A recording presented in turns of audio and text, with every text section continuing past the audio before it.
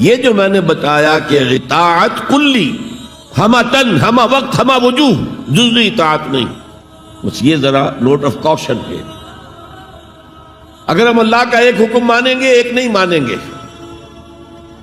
یہ جزوی اطاعت ہے، یہ اللہ کو قبول نہیں ہے۔ اللہ کی طرف سے تو یوں سمجھیے کہ پیکج ڈیل ہے، ٹیک اٹ اور لیو اٹ، لینا ہے تو پورا لو ورنہ دفع ہو جاؤ، اللہ کو تمہاری ضرورت نہیں ہے، تمہیں اللہ کی ضرورت ہے۔ یا ایھا الذین آمنوا ادخلوا فی السلم کافہ، اے ایمان والو اسلام میں داخل ہونا تو پورے کے پورے ہو، ادھورے نہیں۔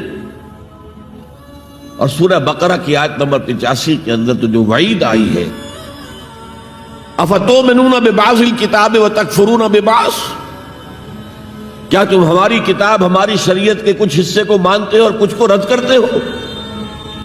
فما جزاء من یفعل ذلک منکم، تو جو کوئی بھی تم میں سے یہ روش اختیار کریں گے ان کی کوئی سزا اس کے سوا نہیں ہے، کان کھول کر سنیے، ان کی کوئی سزا اس کے سوا نہیں ہے کہ دنیا میں ذلیل و خوار کر دیے جائیں اور قیامت کے دن یردون الی اشد العذاب، شدید ترین عذاب میں جھونک دیے جائیں۔ وما اللہ بغافل عما تعملون، اللہ غافل نہیں ہے، بے خبر نہیں ہے، لا علم نہیں ہے اس سے کہ جو تم کر رہے ہو۔ تم اپنی داڑھیوں کے طول سے اللہ کو دھوکہ نہیں دے سکتے،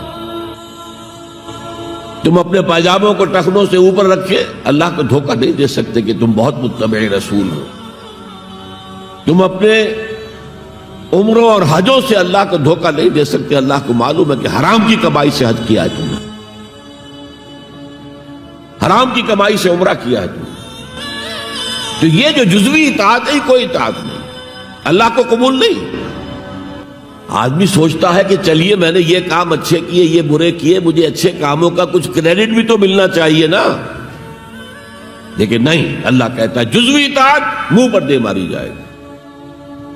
اور جو دنیا کی سزا ہے وہ تو ہم اپنی آنکھوں سے دیکھ رہے ہیں، 130، 140 یا 150 کروڑ مسلمان دنیا میں ہیں، ذرا اندازہ کیجیے، لیکن ہماری رائے کی کوئی اہمیت ہے؟ بین الاقوامی معاملات میں کوئی ہم سے مشورہ لیتا ہے کہ آپ کا کیا خیال ہے؟ کس نمی پرست کے بھیا کیستی، ایسے بھی ملک تھے کہنا چاہیے، اب تو ان کا حال پتلا ہے، دولت کے انبار تھے ان کے پاس، لیکن ان کا مذاق اڑتا تھا مغربی ممالک، وہ چاہے سعودی بادشاہ ہوں اور چاہے وہ UAE کے امیر ہوں، مذاق ہی اڑتا تھا، کوئی حیثیت نہیں۔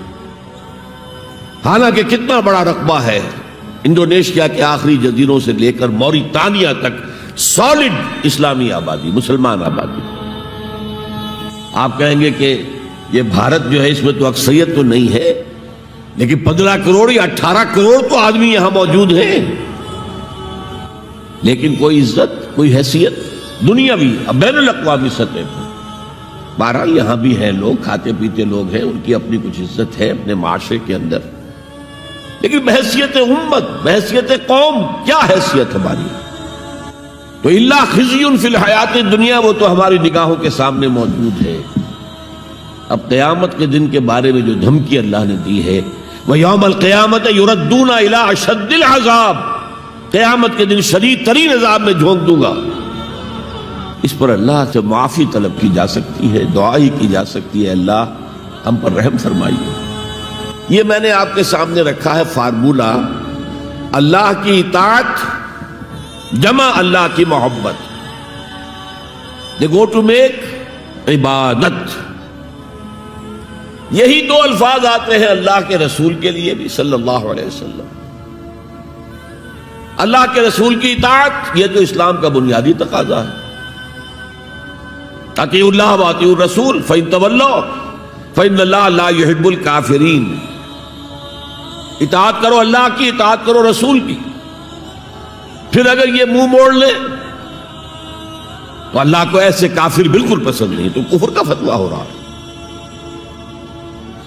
لیکن اللہ کے رسول کی اطاعت کے ساتھ محبت کو جمع کیجئے۔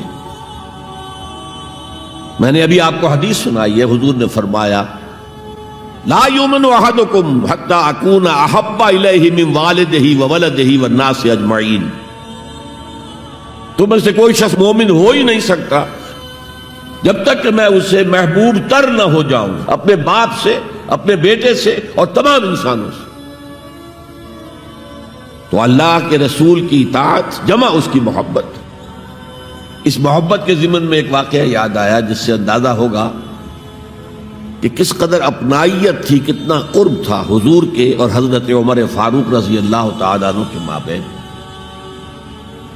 ایک مرتبہ حضور دریافت کرتے ہیں حضرت عمر سے، عمر تمہیں مجھ سے کتنی محبت ہے؟ اب آپ سوچئے، ذرا سا بھی مغایرت کا باریک سا پردہ بھی اگر کہیں ہو تو کیا یہ سوال کیا جا سکتا ہے؟